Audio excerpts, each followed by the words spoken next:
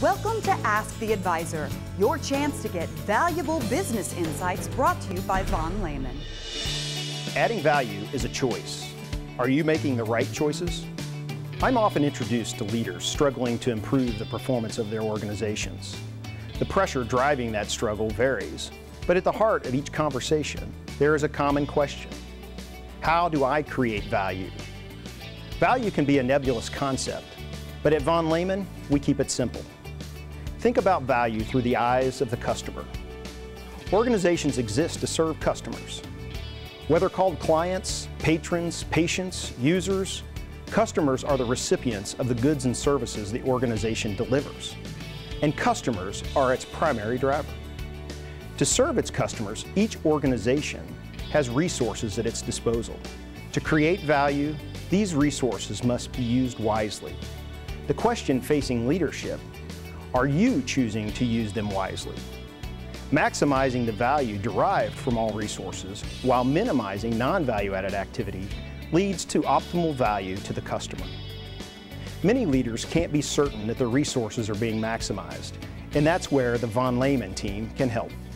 So how can a leader choose wisely? Often organizations lose sight of the customer and instead measure value on what the organization gets out of it. Organizations become unbalanced, causing numerous issues including recognizable symptoms such as disconnected strategic plans, bloated organizational structures, overly complex processes, outdated policies, misaligned measures, and ineffective teams. Being unbalanced often leads to reduced revenue, higher operating costs, reduced profitability, or reduced effectiveness, and even low morale. An organization typically arrives here through a series of choices, such as not changing because business has been good, establishing policies to control rather than enable, adding steps to a process without regard to the customer, and producing reports to defend rather than to inform. Simply said, these are examples of wrong choices that diminish performance and value. These are examples of how cost and complexity creep into organizations. These choices are not adding value if they are not helping your customer get more out of their relationship with your organization.